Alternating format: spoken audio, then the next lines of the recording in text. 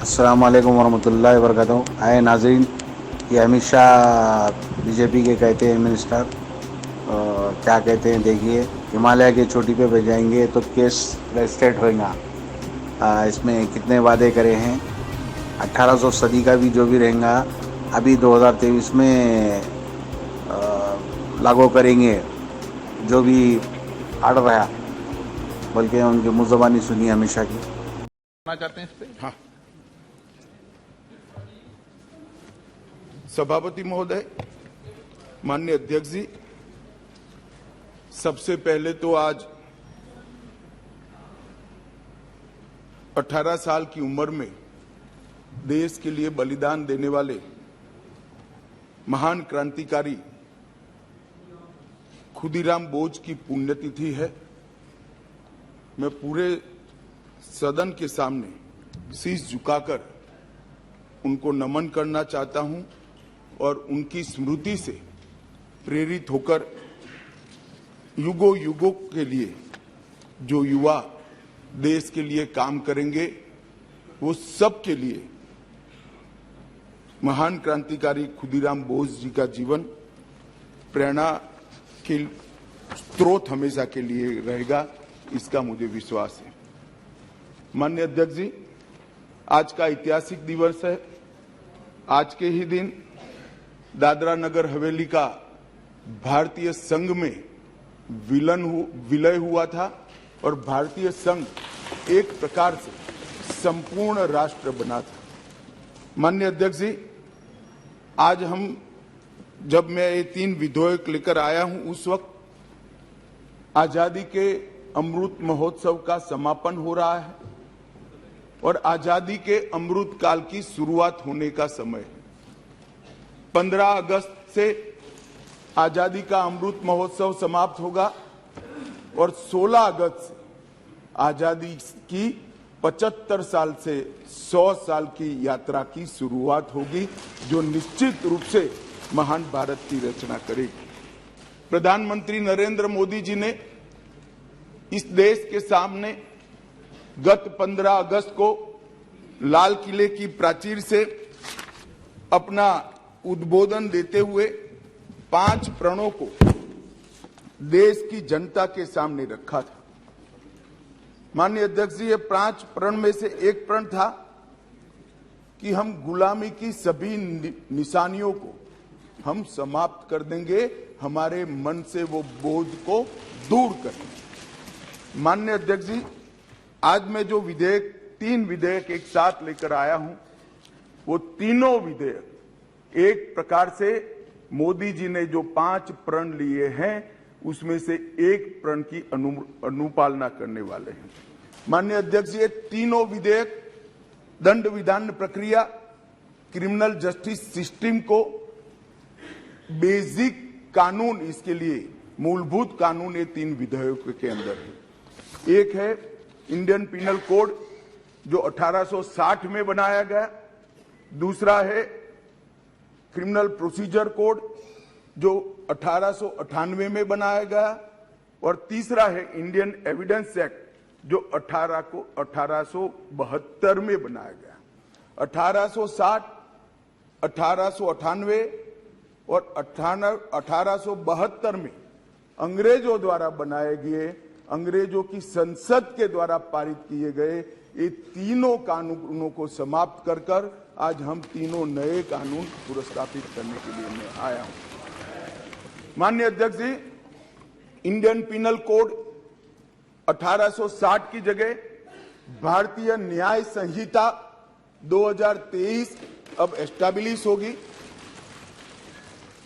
Criminal procedure code 1898 की जगह भारतीय नागरिक सुरक्षा संहिता प्रस्तावित होगी और इंडियन एविडेंस एक्ट 1872 की जगह भारतीय साक्ष्य अधिनियम 2023 प्रस्तावित होगा। यह कानूनों की जो कानून रिपील होंगे इस तीनों विधेयक से, वो कानूनों की आत्मा जो है, वो कानूनों का मध्य बिंदु है कानून बनाने का, वो अंग्रेज शासन को मजबूत करने की दृष्टि से कानून बनाए गए थे।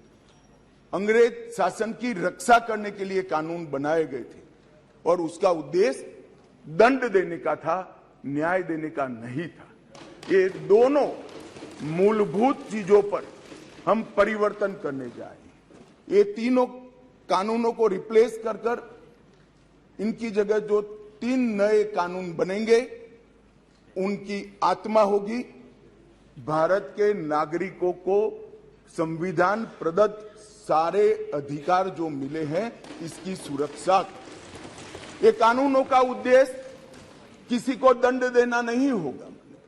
इन कानूनों का उद्देश्य सबको न्याय देना होगा और न्याय देने की प्रक्रिया में, दंड वही होगा जहां अपराध रोकने का बोध खड़ा करने की जरूरत है। अपराध रोकने के लिए एक प्रकार की भावना खड़ी करने की जरूरत है, वही होगा। और मैं ये तीनों कानूनों को आगे मैं बताता हूं, बड़े ध्यान से इस प्रक्रिया में मैं इन्वॉल्व रहा हूं।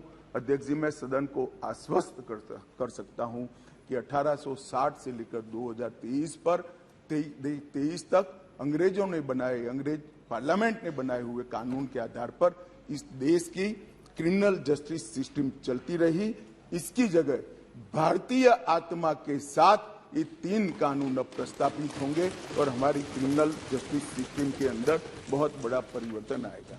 माननीय अध्यक्ष जी, मैं बिल स्टैंडिंग कमेटी को भेजने वाला हूं, इसलिए बहुत लंबा नहीं बोलूंगा, मरुतु इतना जरूर कहना चाहता हूं कि जिन्होंने भी ये कानूनों को पढ़ा होगा, इसकी प्रायोरिटी क्या थी? मानवी की हत्या से या महिला के साथ दुराचार से बड़ा कोई कानून अपराध नहीं हो सकता, तो इसको 302 नंबर पर स्थान दिया गया। इसके पहले क्या था? राजद्रोह था। इसके पहले क्या था? खजाने की लूट थी। इसके पहले क्या था? शासन के अधिकारी पर हमला था। ये जो अप्रोच है, ये अप्रोच को हम बदल रहे हैं। सबसे पहला चैप्टर इसमें आएगा महिलाओं और बालकों के साथ अपराध। दूसरा चैप्टर आएगा मानव वध और मानव शरीर के साथ जो अपराध होते हैं उसका आएगा। तो हमने शासन की जगह नागरिक को केंद्र में लाने का एक बहुत बड़ा सैद्धांतिक निर्णय कर हम ये कानून लेकर आए हैं। मान्यवर, इस कानून को बनाने के लिए बहुत लंबी प्रक्रिया हमने की है। मोदी जी ने 2019 में ही हम सबका मार्गदर्शन किया था कि अंग्रेजों ने बनाए हुए जितने भी कानून जिस विभाग में है, सभी कानून पर पर्याप्त चर्चा विचारणा और सोच विचार कर इसको आज के समय के अनुरूप और भारतीय समाज के हित में बनाना चाहिए। वहीं से ये प्रक्रिया माननीय अध्यक्ष जी चालू हुई। ढेर सारी कंसल्टेशन की प्रक्रिया इसके लिए हुई है। मान्यवर, मैं आपको बताना चाहता हूं, हर जगह पे व्यापक कंसल्टेशन किया गया है। मैंने अगस्त 2019 में ही देश के सारे हाईकोर्ट चीफ जस्टिस को पत्र लिखा था, सर्वोच्च अदालत के सारे न्यायाधीशों को लिखा था, देश की सारी लॉ यूनिवर्सिटी को पत्र लिखा था। 2020 में थोड़ी बेस बनने के बाद सारे सांसदों को लिखा, सारे मुख्यमंत्रियों को लिखा, सारे राज्यपालों को लिखा, संघ शासित प्रदेश के प्रशासकों को लिखा और ढेर सारे कंसल्टेशन के बाद ये प्रक्रिया आज कानून बनने में सफल हुई है। माननीय अध्यक्ष जी, इसका मुझे बहुत बड़ा संतोष है कि बेस बरुआ समिति, विश्वनाथन समिति, मलिमत समिति, माधव मेनन समिति और गृह मामलों की स्थायी संसदीय समिति 2011, 2005, 2006 इसकी रिपोर्ट 111वीं, 110वीं, 146वीं, ये सारी रिपोर्टों का बृहद संकलन कर सभी राज्यपालों, मुख्यमंत्रियों, सभी विधायकों, सभी सांसद और सभी न्यायाधीशों से, हाईकोर्ट से, सुप्रीम कोर्ट से और लॉ यूनिवर्सिटी से आए हुए सारे प्रस्तावों को, सारे सुझावों को कंसीडर कर लाइन बाय लाइन इसको पढ़कर ये विधेयक लेकर मैं आज सदन के सामने उपस्थित हुआ हूं। माननीय अध्यक्ष जी, 18 राज्यों, 6 संघ शासित प्रदेश, भारत की सुप्रीम कोर्ट, 16 हाई कोर्ट, 5 न्यायिक एकेडमी, 22 विधि विश्वविद्यालय, 142 सांसद और लगभग 270 विधायकों ने इसमें सुझाव दिए हैं। जनता के भी बहुत सारे सुझाव आए हैं जिसको कंसिडर किया गया। माननीय अध्यक्ष जी, 4 साल तक इस पर गहन विचार विमर्श हुआ है। मैं जिसमें उपस्थित हूं, ऐसी 158 बैठकें हमने रिकॉर्ड पर करी है। माननीय अध्यक्ष जी, बाय लाइन इसको हमने पढ़ा है।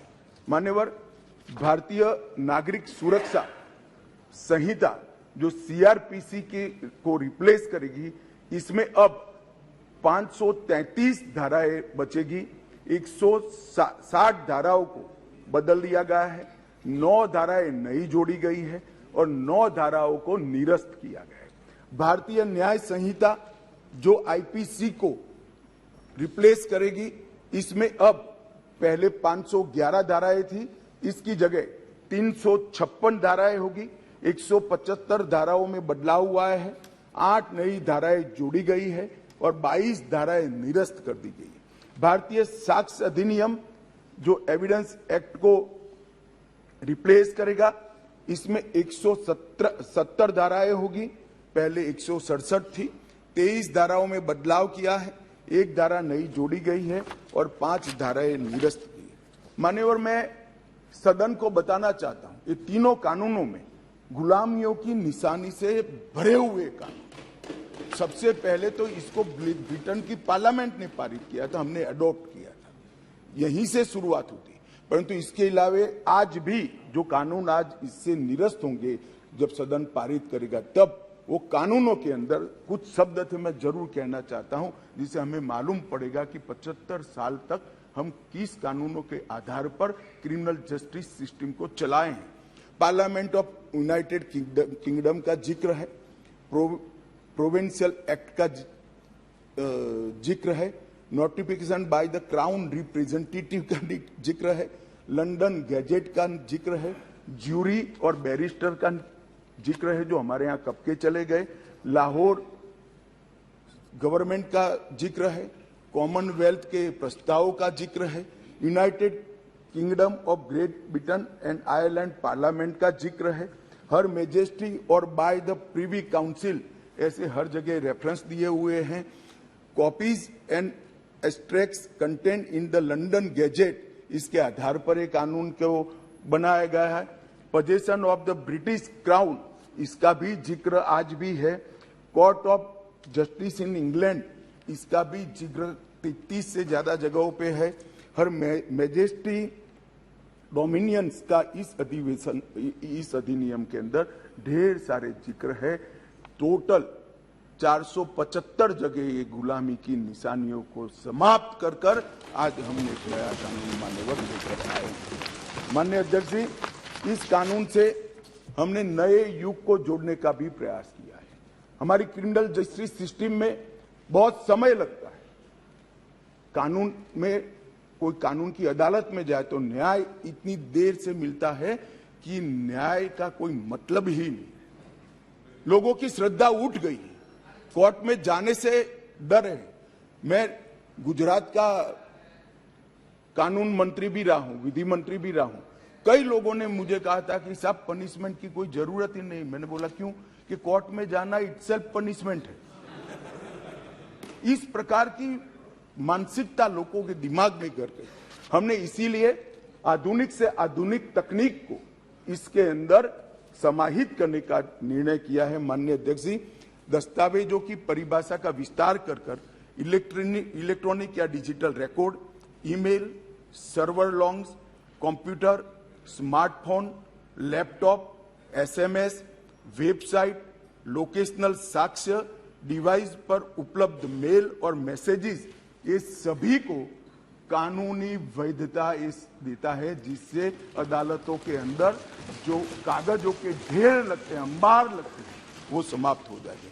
एफआईआर से केस डायरी और केस डायरी से चार्जशीट और चार्जशीट से जजमेंट तक की सारी प्रक्रिया को डिजिटलाइज करने का प्रावधान इस कानून के अंदर मैं लेकर आया हूं।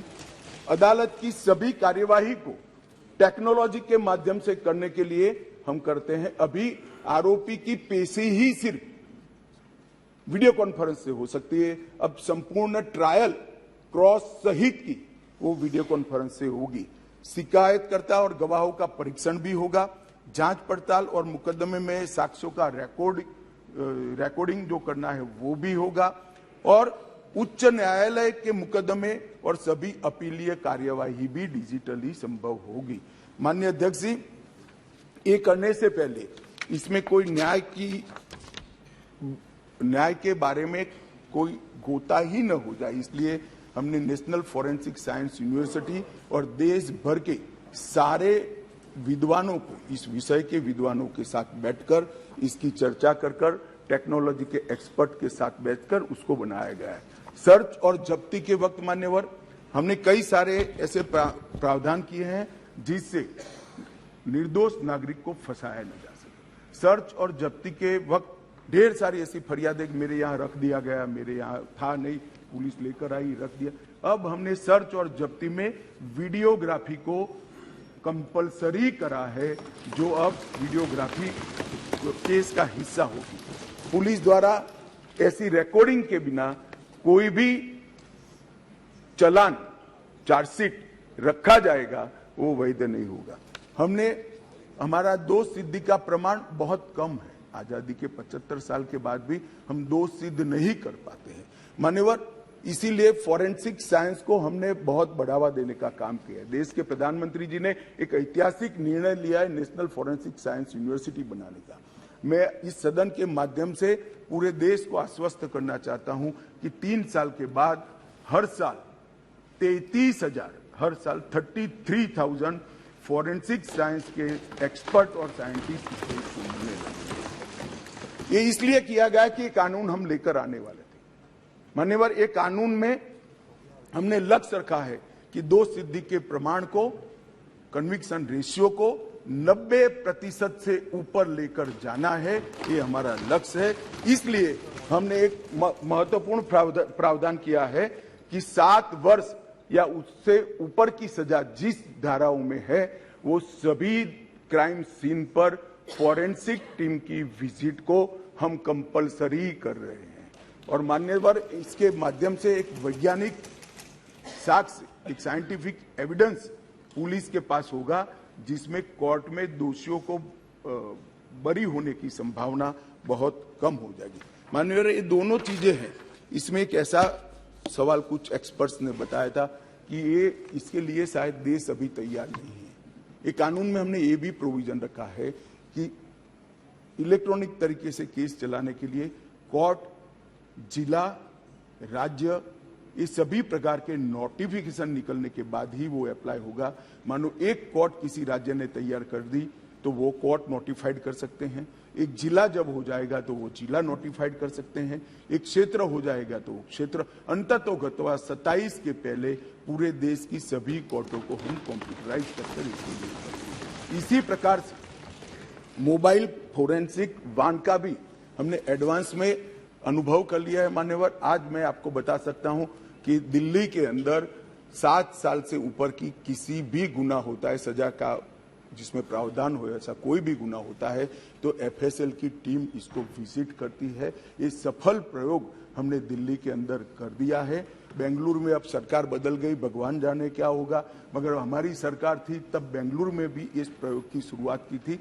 इसके लिए हमने मोबाइल एफएसएल के कंसेप्ट को लॉन्च किया है और सफल कंसेप्ट है। मान्यवर, हर जिले में 3 मोबाइल एफएसएल घूमती रहेगी और गुना के जगह पे जाएगी।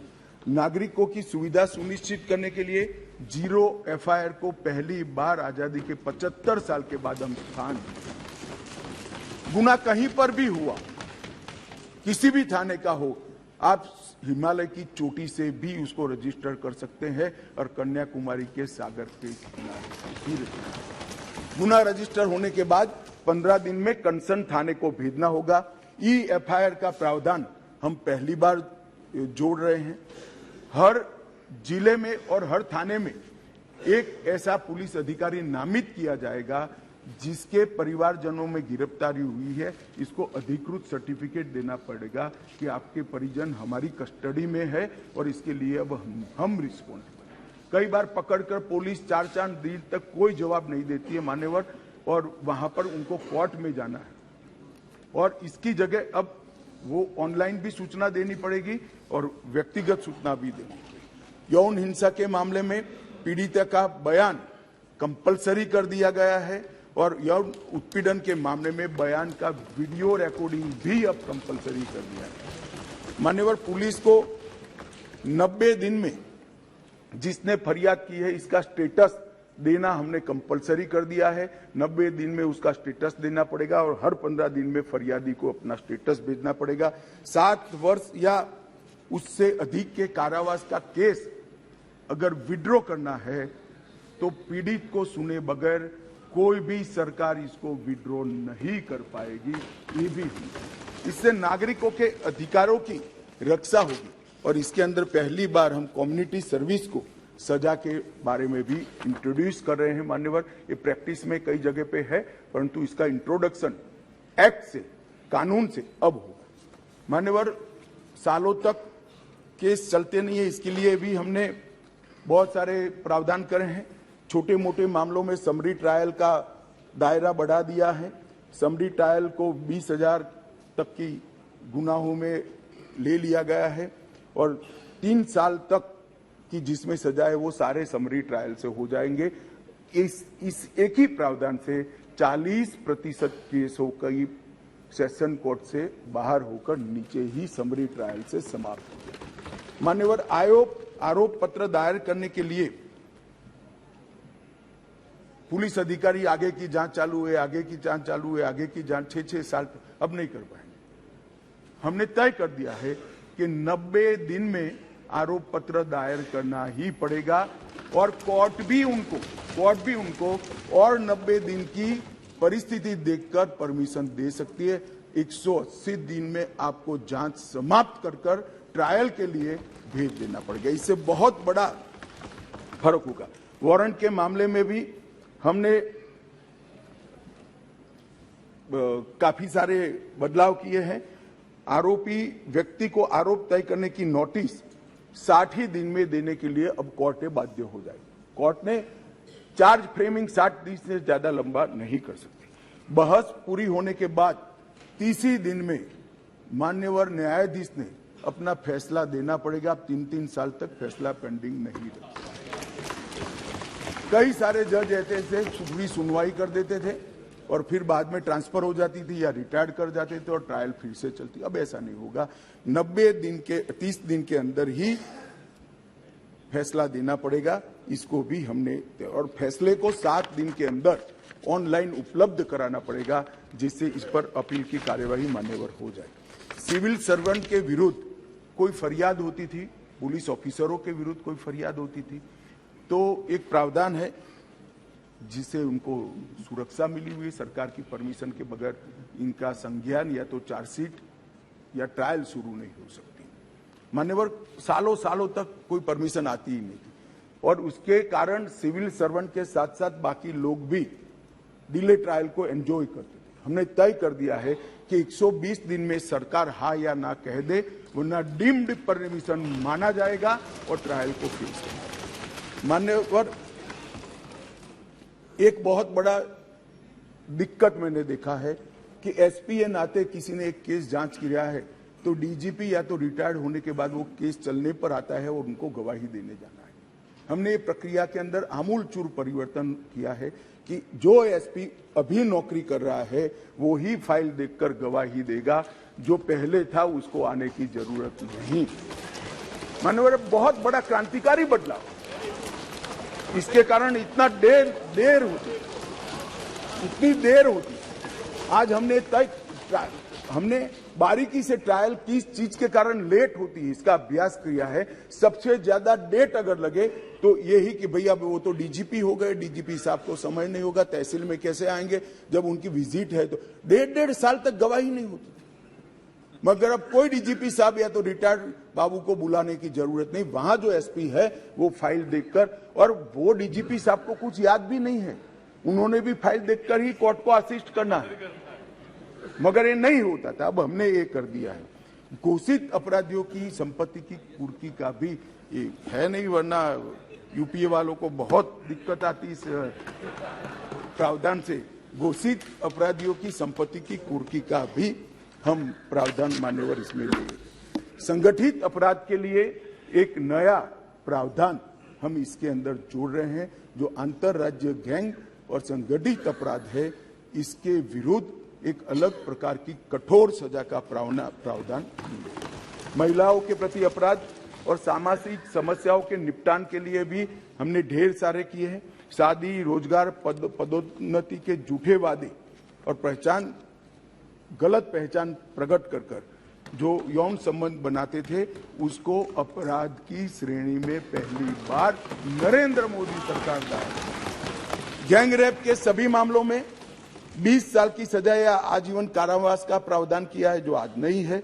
18 वर्ष से कम आयु की बच्चियों के मामले में मृत्यु दंड का भी प्रावधान।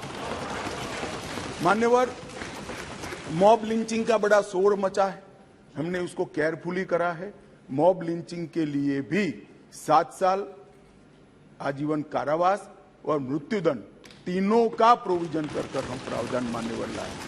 स्नेचिंग के लिए चाहे मोबाइल का हो, चाहे महिलाओं की चेन का हो, कोई प्रावधान नहीं था।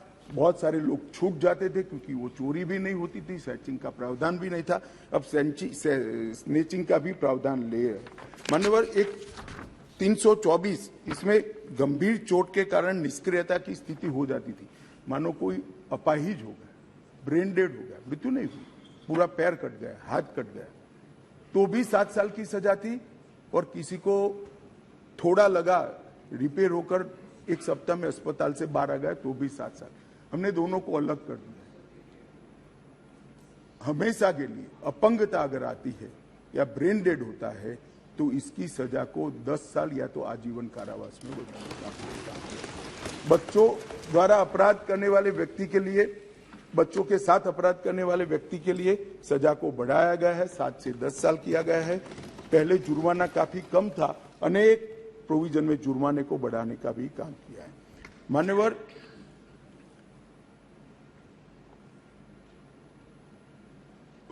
अपराधियों के विरुद्ध जो भाग जाते थे, इसके लिए भी 10 साल की सजा का लाया है, प्रावधान लेकर आए हैं। सजा माफी को पॉलिटिकल यूज करने वाले बहुत किस्से आते थे। अब हमने कह दिया है कि अगर किसी को सजा माफ करनी है तो मृत्यु की सजा को आजीवन कारावास में बदल सकते हैं। आजीवन कारावास की सजा को 7 साल तक ही माफ कर सकते हैं। 7 साल के कारावास को 3 साल तक ही माफ कर सकते हैं। किसी भी गुनहगार को, अभी बिहार में कुछ मामले आए हैं सामने, इसी प्रकार से राजनीतिक रसूख वाले लोगों को छोड़ा नहीं जाएगा, उनको भी सजा मिलेगी। इसका भी प्रावधान मान्यवर हम लेकर आए हैं। मान्यवर, राजद्रोह पर ये अंग्रेजों ने अपने शासन को बचाने के लिए एक कानून बना था। मैं इस सदन को कहना चाहता हूं, एक ऐतिहासिक निर्णय इस सरकार ने किया है। राजद्रोह को कंप्लीटली हम रिपील कर रहे हैं, कंप्लीटली। यहां लोकतंत्र है, सबको बोलने का अधिकार है। राजद्रोह को हम कंप्लीटली रिपील कर रहे हैं मान्यवर। और इस कानून में इसके साथ साथ अलगाव, सशस्त्र विद्रोह, विध्वंसक गतिविधियां, अलगाववाद, भारत की संप्रभुता, एकता को, अखंडता को चैलेंज करना, ये सब को कानून के अंदर किसी न किसी दाएं बाएं तोड़ मरोड़ कर जोड़ते थे। इसका कोई स्पेशल प्रोविजन नहीं था, टेररिज्म की व्याख्या ही नहीं थी। पहली बार अब इसकी व्याख्या हो रही है और जुड़ी संपत्ति को कुर्क करने का अधिकार भी। मान्यवर, जांच करने वाले पुलिस अधिकारी के संज्ञान पर कोर्ट इस पर ऑर्डर करेगा। कुर्की का ऑर्डर पुलिस अधिकारी नहीं कर पाएंगे, निर्णय नहीं कर पाएंगे, कोर्ट में सुनवाई के बाद होगा। मान्यवर, एक बहुत बड़ा ऐतिहासिक फैसला हमने किया है, अनुपस्थिति में ट्रायल। कई सारे केसों में दाऊद इब्राहिम वांटेड हैं, चले गए, देश छोड़कर भाग गए, आज उन पर ट्रायल नहीं होती। हमने तय किया है कि सेशन कोर्ट के जज ड्यू प्रोसीजर के बाद जिसको भगोड़ा घोषित करेंगे उसकी अनुपस्थिति में ट्रायल होगी और उनको सजा भी सुनाई, दुनिया में वो कहीं पर भी छिपके सजा सुनाई जाए। मान्यवर, इससे बहुत बड़ा फर्क पड़ने वाला है और वो सजा के खिलाफ अपील करना है तो न्याय की शरण में आए, अपने आप को भारतीय कानूनों के शरण में, भारतीय कानूनों की शरण में लाएं और अदालत के सामने जाए तो हाईकोर्ट में चैलेंज करें। मान्यवर, मैं सार्वजनिक जीवन में बहुत बचपन से हूं, राज्य का गृह मंत्री भी रहा हूं, मैंने बहुत सारे थाने विजिट किए, बहुत सारे सदस्य भी थाने में गए होंगे। आप देखे होगा टूटी फूटी साइकिल, टूटी फूटी गाड़ी, टूटी फूटी ऑटो सालों तक पड़ी, सबने देखा। वो इसलिए पड़ा है कि कानून में प्रोविजन है कि केस के निपटारे तक इसको संभाल पर रखना। हमने प्रोविजन कर दिया है इसकी वीडियोग्राफी करना, वीडियोग्राफी की सर्टिफाइड कॉपी कोर्ट में जमा कराना और फिर इसका निपटारा आप कर सकते हो। इससे कम से कम पुलिस स्टेशन की स्वच्छता बढ़ाना। मान्यवर, इस प्रकार के, मैंने तो अभी थोड़ा बताया, इस प्रकार के ढेर सारे बदलाव इस कानून के अंदर हम लेकर आए हैं। टोटल 313 बदलाव है मान्यवर, और मैं इतना कह सकता हूं कि हमारी न्यायिक दंड प्रक्रिया, क्रिमिनल जस्टिस सिस्टम के अंदर आमूलचूल परिवर्तन होगा और सबको ज्यादा से ज्यादा 3 साल के अंदर न्याय होगा। मान्यवर, इसमें पुलिस अधिकारियों को भी जवाबदेह किया है, वकीलों को भी जवाबदेह किया है और न्याय करने वाले के लिए भी मर्यादाएं रखी। इसमें महिलाओं का और बच्चों का विशेष ध्यान दिया गया है। अपराधियों को सजा हो इसकी चिंता की गई है और पुलिस अपने अधिकारों का दुरुपयोग न कर पाए, ऐसा भी।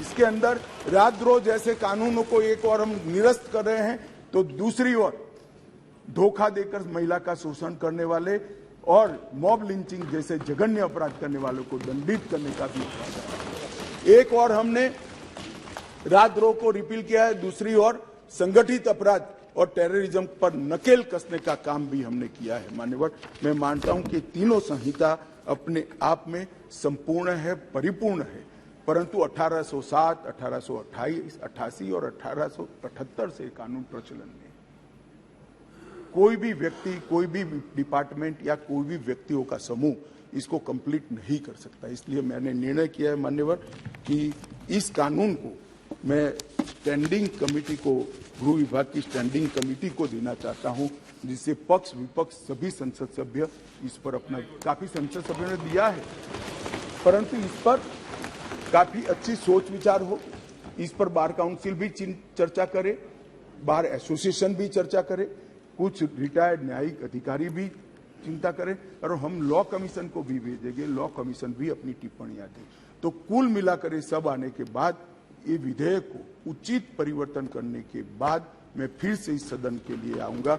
मैं आपको अनुरोध करता हूं माननीय स्पीकर महोदय कि मैं विधेयक को पुनर्स्थापित करता हूं और माननीय स्पीकर महोदय मैं ये भी अनुरोध करता हूं कि विधेयक को जांच हेतु विभाग संबंधी, गृह कार्य संबंधी संसदीय स्थायी समिति को। एक मिनट, प्रश्न ये कि विधेयक को पुनर्स्थापित करने की अनुमति प्रदान की जाए। जो सदस्य इसके पक्ष में हाँ कहें, जो सदस्य विरोध में ना कहें। मेरे विचार में निर्णय हाँ वालों के पक्ष में, हाँ वालों के पक्ष में माननीय मंत्री विधेयक को पुनर्स्थापित करें। माननीय मंत्री जी। मान्यवर, मैं इस विधेयक को, तीनों विधेयकों को गृह विभाग के कार्य संबंधी,